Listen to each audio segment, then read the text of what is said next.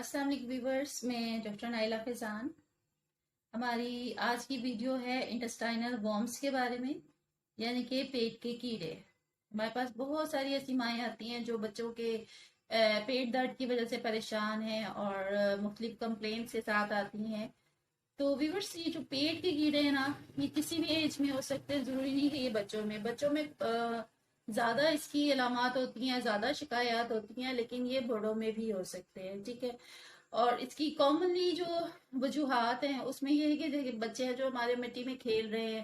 اور بہت سارا جنک فوڈ، فاسٹ فوڈ وغیرہ کھا رہے ہیں، اور ہاتھوں کو دھونا، واش کرنا اتنا ان نہیں ہوتا دن میں، تو اکثر یہ جو پیٹ کے کیڑے ہیں یہ پیدا ہو جاتے ہیں۔ مٹی میں خاص قسم کے جو بیکٹیریاز ہوتے ہیں، جب ہم اس بچے مٹی میں کھیل رہے ہیں تو یہ ان کے ہاتھوں کے ذریعے یا جو وہ فوڈ بنا دھوئے جو یوز کر رہے ہیں اس کے ذریعے یہ ہماری انٹسٹائن میں چلے جاتے ہیں۔ تو پھر وہ جو بیکٹیریا جب پیٹ میں چلا جاتا ہے تو اس سے خاص قسم کے جو ہیں کیڑے پیدا ہو جاتے ہیں، جس سے جو ہے پیشنٹ بہت زیادہ پین کی شکایت کرتے ہیں، پیٹ میں درد اکثر مروڑ سے اٹھ رہے ہوتے ہیں، اکثر چبھن سی پیٹ میں محسوس کر رہے ہوتے ہیں۔ اور اس کی عام وجوہات میں جو ہے نا، سب سے پہلے تو پیٹ کا درد ہے۔ اس کے علاوہ آنکھوں کے گرد بہت زیادہ ہلکے آ جاتے ہیں، آنکھیں زرد ہو جاتی ہیں، چہرے کا رنگ پیلا پڑ جاتا ہے، یہ اس کی عام سی وجوہات ہیں۔ اس کے علاوہ بچے بہت اریٹیٹ ہوتے ہیں، چڑچڑا پن اس میں آ جاتا ہے، اور اکثر تو ایسا ہے کہ وہ بیٹھ نہیں پا رہے ہوتے ہیں، یعنی کہ سکون سے جو ہے نا ان کا بیٹھنا اٹھنا بھی بہت مشکل ہو رہا ہوتا ہے، اور اکثر وہ پخانے کی جگہ پہ ایچنگ محسوس کر رہے ہوتے ہیں۔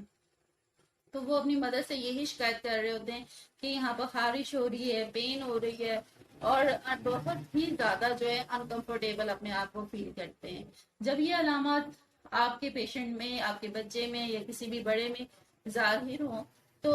اکثر جو دیکھا گیا ہے وہ بہت زیادہ اینٹی بایوٹکس استعمال کرنا شروع ہو جاتے ہیں، پیٹ کے درد کی دوائیاں استعمال کرنا شروع ہو جاتے ہیں۔ تو یہ ضروری نہیں ہے کہ پیٹ کے درد جو ہے وہ کسی انفیکشن کی وجہ سے ہی ہوا ہے، یہ پیٹ کے کیڑے بھی اس میں ہو سکتے ہیں۔ تو پیٹ کے کیڑوں کی وجہ سے جو ہے نا یہ درد اکثر جو ہے وہ اٹھ رہا ہوتا ہے۔